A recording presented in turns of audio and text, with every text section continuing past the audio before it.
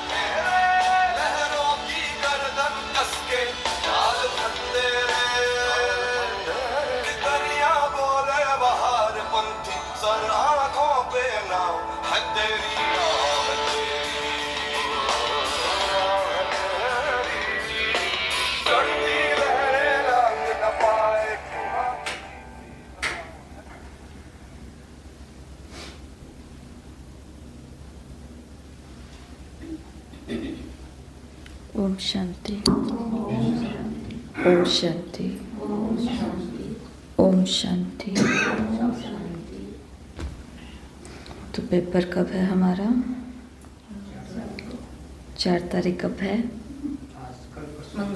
परसों, ठीक है, बुधवार। तो पेपर में दिन रहा है 1 कल का, और परसों क्या है? पेपर है। तो तैयारी कैसी चल रही है सबकी? अच्छी लग रहा है? पेपर है, पेपर तो आंखें काम नहीं करती, कान काम करते हैं। तो मुरली को निकालना है और उसको सुनना है। कल 5 सेंसेस मेडिटेशन बताया था ना, उसके अंदर यही था कि आँखों को क्या करना है? पढ़ाना है, तो वो कैच कर लेंगी। या फिर दूसरा काम ये कर सकते हैं कि मुरलियों की ऑडियो होती है, वो लगा लो, काम करते रहो और सुनते रहो, काम करते रहो, सुनते रहो। जिनको ट्रैवल करना होता है उनके लिए तो और भी आसानी है कि अपना आराम से घूमते रहो और आराम से कान के अंदर ईयरफोन डाल करके सुनते रहो। तो ऐसे बहुत सारी चीज़ें होती है। या फिर सेंसेस, अंगुली रखो, किताब या नोट्स हैं तो उनके ऊपर ऐसे ऐसे करके पढ़ो। तो ये कुछ चीज़ें हमने कल भी देखी थी, आज भी कुछ बातों पर हम चर्चा करेंगे। कल 13 मुरलियों का सबने लक्ष्य रखा होगा, 14-15 14-15 पढ़ ली। तो आज क्या करना है, जैसे कि एक साहूकार व्यक्ति है, तो वो जिसके पास एक बहुत बड़ा सारा खेत है और खेत के अंदर वो उसको नया धान लगाना है, नए बीज बोने हैं, तो वो सोचता है कि ये काम बहुत फास्ट होना चाहिए, तो वो 4 लोगों को रखता है। पहले को बोलता है कि तुमको खड्डे करने हैं, दूसरे को बोलता है कि तुमको बीज डालने हैं, तीसरे को बोलता है कि अब तुमको मिट्टी से वापस उन गड्ढों को भर देना है, और चौथे को कहते हैं कि अब तुमको पानी देना है। तो वो चारों लगते हैं और चारों ये काम कर देते हैं। जो समय दिया होता है उस टाइम में गड्ढे भी हो जाते हैं, बीज भी डल जाते हैं, गड्ढे भर भी जाते हैं और उनको पानी भी लग जाता है। 1 हफ्ता निकलता है, 2 हफ्ता निकलता है, 3 हफ्ता निकलता है, महीना निकलता है, परंतु अभी तक एक भी बीज फूटा नहीं है, अंकुरित नहीं हुआ, एक भी ऊपर पत्ता नहीं आया है।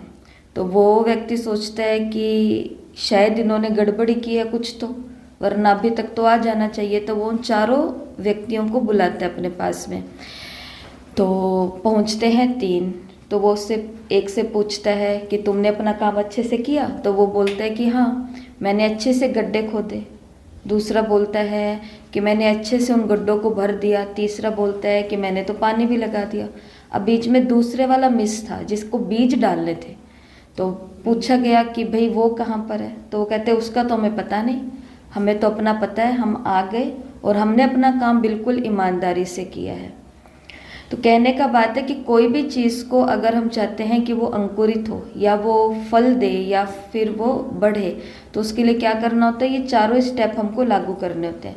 परीक्षा से पहले भी, परीक्षा के दौरान, परीक्षा से पहले जो हमने पढ़ाई की और परीक्षा आने से कुछ दिन पहले की जो तैयारी होती है, उसमें भी हमको भी क्या करना होता है? जैसे आपको इन 21 दिनों के अंदर, जो ये भट्टी के 21 दिन थे, आपको एक मेथड बताया था एक दिन, जिसको बोलते हैं बोतल कैप मेथड। बोतल कैप मेथड के अंदर क्या था कि जैसे एक बोतल होती है, याद है आपको? ये बोतल होती है और उसके अंदर मानो हमने कोई सोडा वाटर डाल दिया, कोई गर्म दूध डाल दिया, कुछ कर दिया, और वो उसको अब हम चाहते हैं कि ये दूध गर्म ही रहे या ये पानी ठंडा ही रहे, तो उसको हम ऊपर से क्या करते हैं? बंद कर देते हैं और उसका ढक्कन एकदम टाइट कर देते हैं, ताकि ये जैसा है टेम्परेचर अंदर का वैसा रहे। तो बोतल कैप मेथड के अंदर क्या होता है? सबसे पहले हमें क्या करना पड़ेगा? खड्डा खोदना पड़ेगा। कहाँ पे? अंतर की गहराई में, जिसको बोलते हैं सबकॉन्शियस माइंड, अंतर मन में। तो ऊपर से तो मुरली को हम पढ़ रहे हैं, 1 पन्ना, 2 पन्ना, 3 पन्ना, ये तो चल रहा है, परंतु अंतर मन के अंदर या फिर जो हमारा सबकॉन्शियस माइंड है, जो उसके साथ जुड़ जाता है, तो वहाँ पर एक गहरा खड्डा खोदना पड़ेगा और इन मुरलियों के महावाक्य को वहाँ पे डालना पड़ेगा। और मुरलियों का एक एक शब्द क्या है? एक एक बीज है। मुरली का एक एक शब्द एक एक बीज है। इसलिए कल बताया ना कि पढ़ाई करने से पहले भी हमको योग करना है। मैं आत्मा, कैसी आत्मा हूँ? मैं स्पिरिचुअल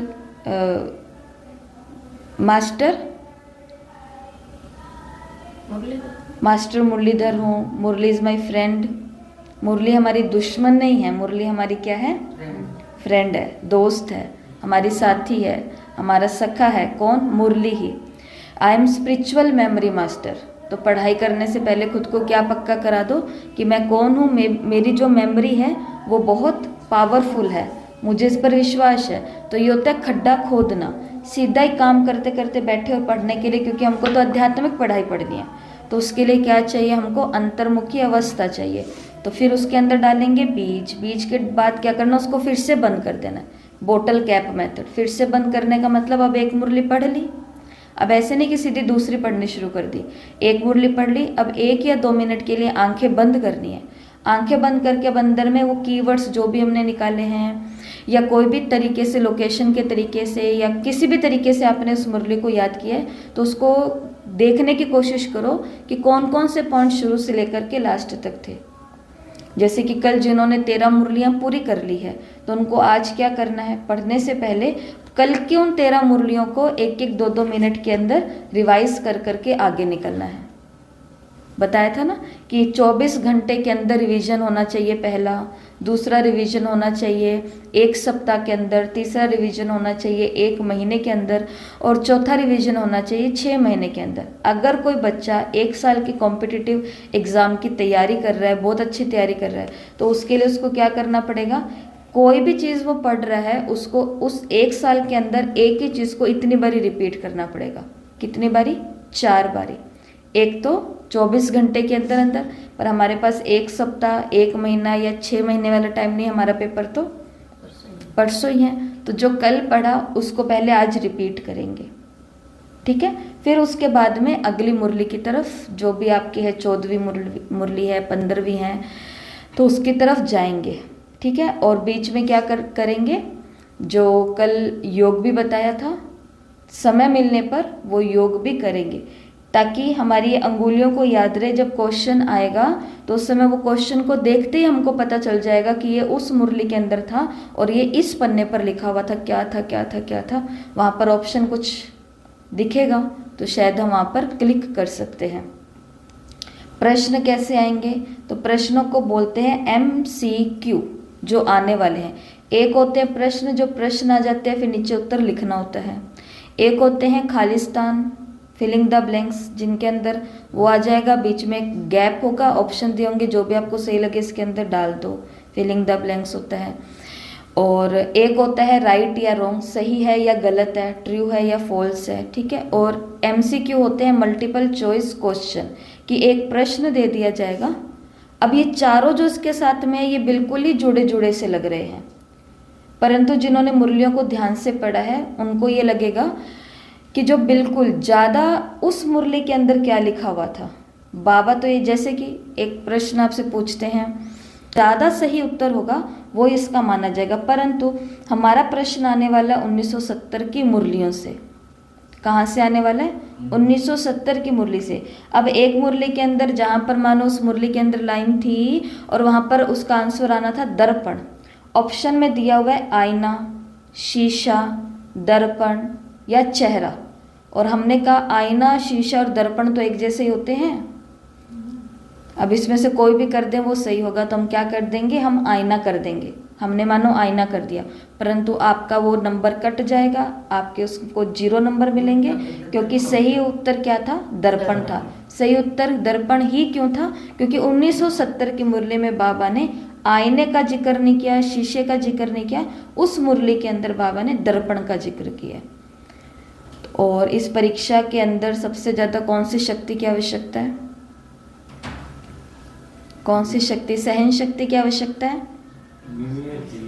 विवेक शक्ति कौन सी चाहिए? सहन शक्ति की आवश्यकता है। सामना करने की शक्ति की आवश्यकता है। धीरज की शक्ति की आवश्यकता है। दृढ़ता की आवश्यकता है। सबसे ज्यादा कौन सी आवश्यकता है? दृढ़ता। तो अब क्या चाहिए? अब तो बैठ गए, अब तो शुरू हो गया पेपर, अब तो करो या नहीं करो सब आपके हवाले। अब तेरे वतन तेरे हवाले वतन साथियों, वो वाली बात है।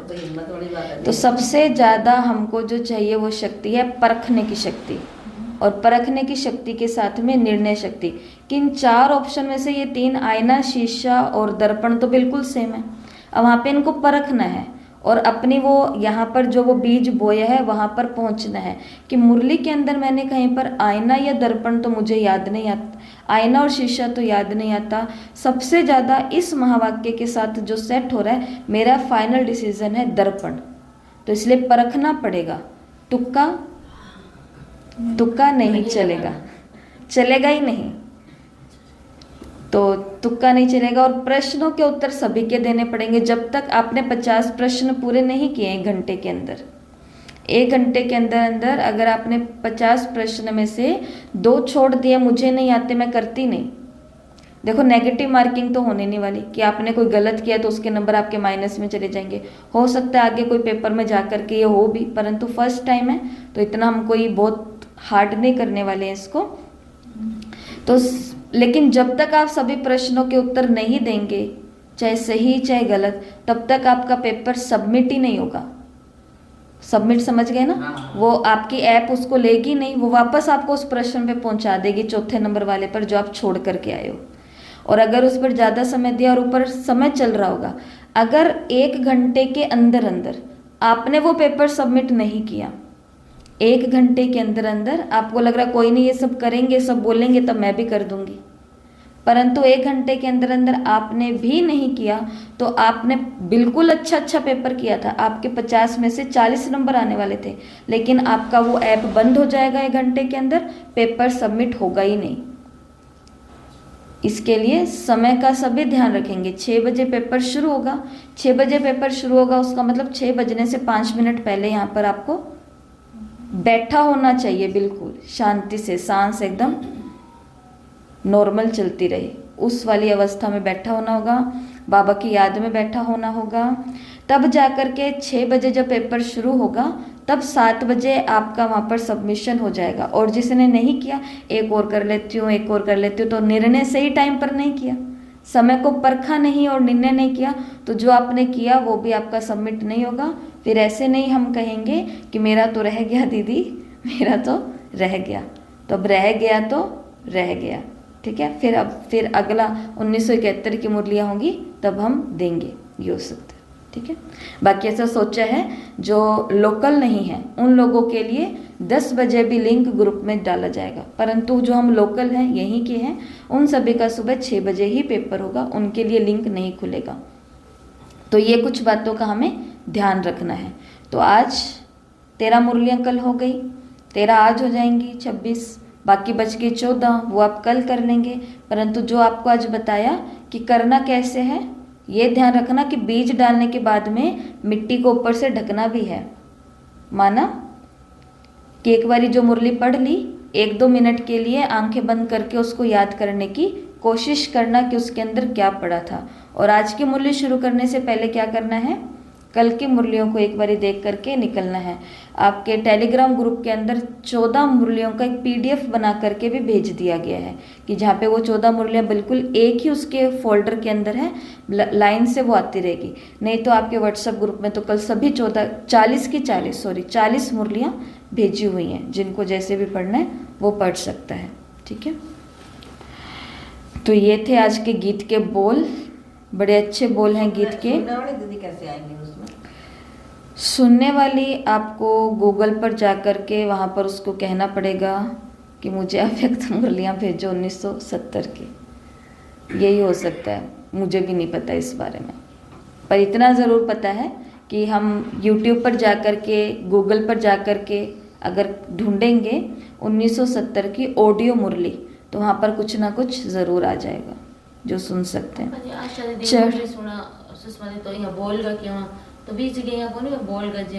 वो आप आज ट्राई कर लेना।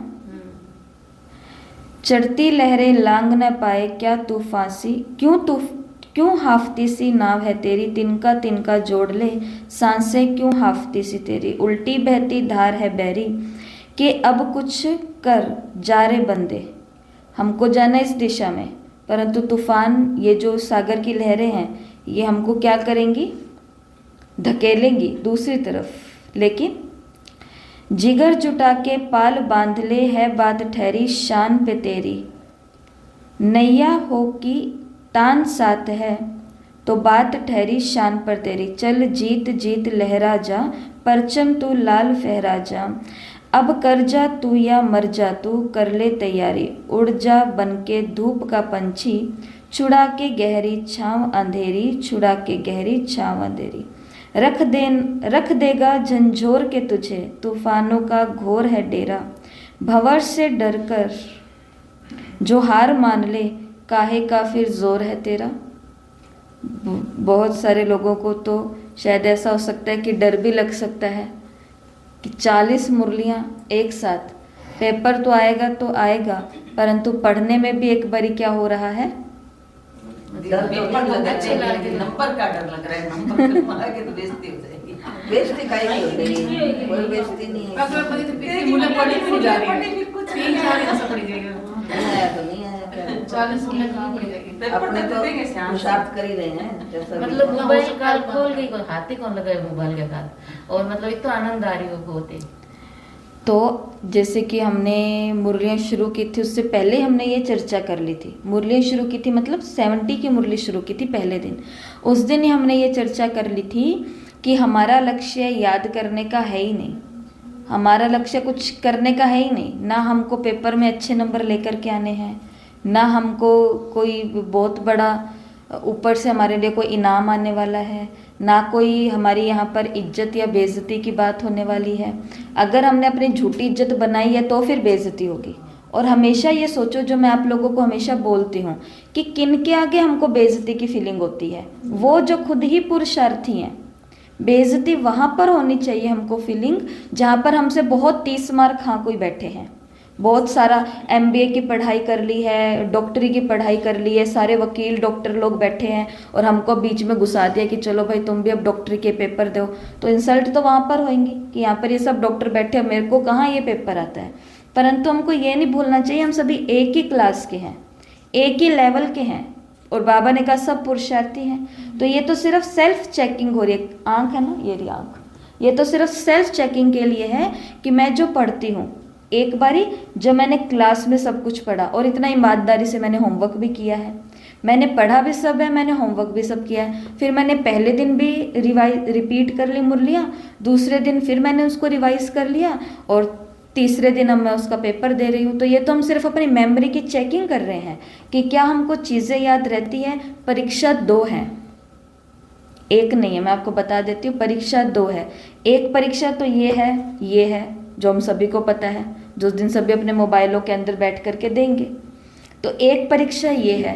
दूसरी परीक्षा है जो बहुत बड़ी है, और वो परीक्षा है जीवन की परिस्थितियाँ, कि बाबा की बातें हमको कितनी याद रहती हैं। ये परीक्षा तो हम सिर्फ इसलिए दे रहे हैं कि मुरली हमने इतनी बारी सुन ली, पढ़ ली, होमवर्क कर लिया, कि हमको याद रहती है। तो अंत का, और हमको अभी आपने खुद ही बोला कि पेपर तो हम बहुत शान से देंगे, मतलब एकदम रिलैक्स होके देंगे, शांति से देंगे। पर जीवन की परिस्थितियाँ एकदम शांति में आती है क्या? जीवन की परिस्थितियाँ आती है, तूफान का घोर है डेरा, भवन से डर जो हार मान ले। तो तूफान तो कैसे आता है? बिल्कुल ऐसे भवंडर बन करके आता है, चक्रवात होता है ना, गोल गोल गोल गोल गोल गोल, ऐसे तूफान आते हैं। अब उस परिस्थिति में हमको बाबा के महावाक्य याद रहे, उसके लिए छोटी छोटी परीक्षाएं हो रही हैं। तो हमारा लक्ष्य ये नहीं है इस पेपर में 50 में से 40 नंबर लेकर के आना, 50 में से 50 नंबर लेकर के आना, 50 में से 2 नंबर लेकर के आना, ये हमारा लक्ष्य नहीं है।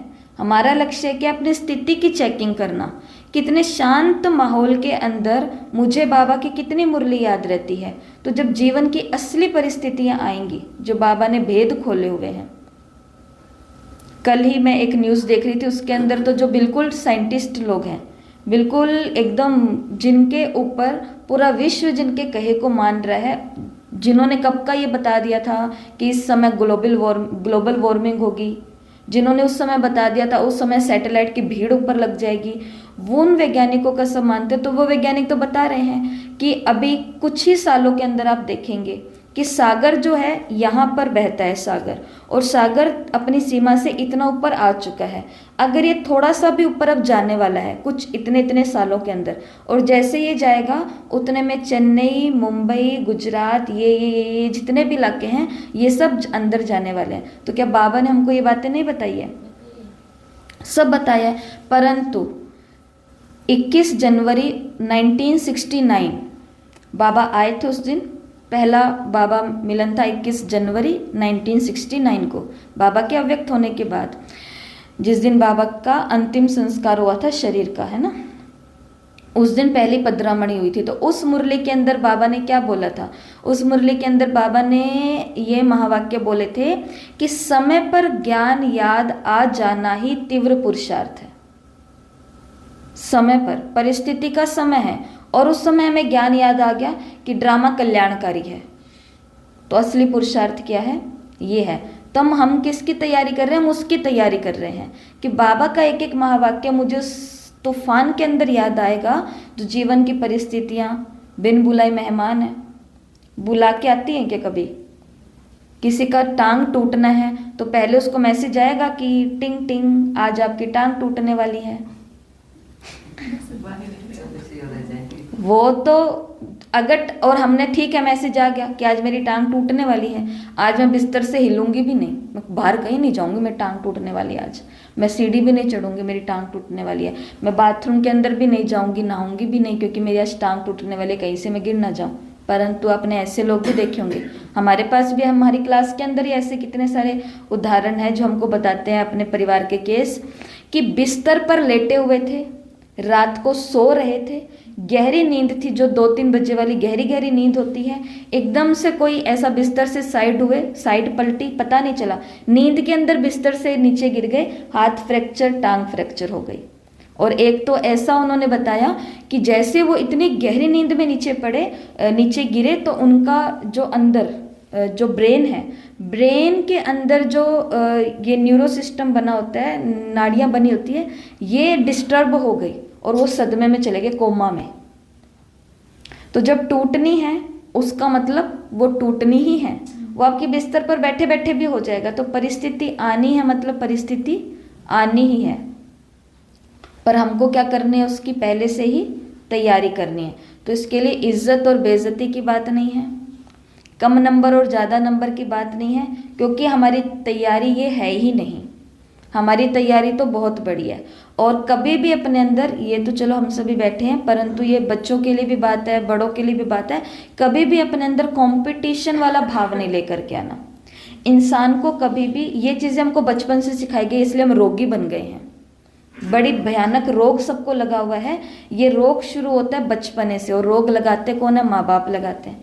हम सभी को भी लगा हुआ है, हमारे माता पिता के द्वारा मिला ये रोग।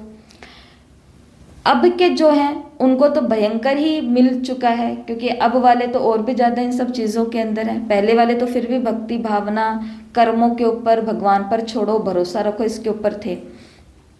अब क्या हो गया है कि क्या होता है कि पहले स्कूल से आते हैं, आज मेरा टेस्ट हुआ, कितने नंबर आए, मेरे 10 में से 8 नंबर आए, और वो माँ ये नहीं पूछे, ये नहीं उसको कहेगी कि वाह कितने अच्छे नंबर आए, वो कहेगी वो तेरी सहेली के कितने नंबर आए।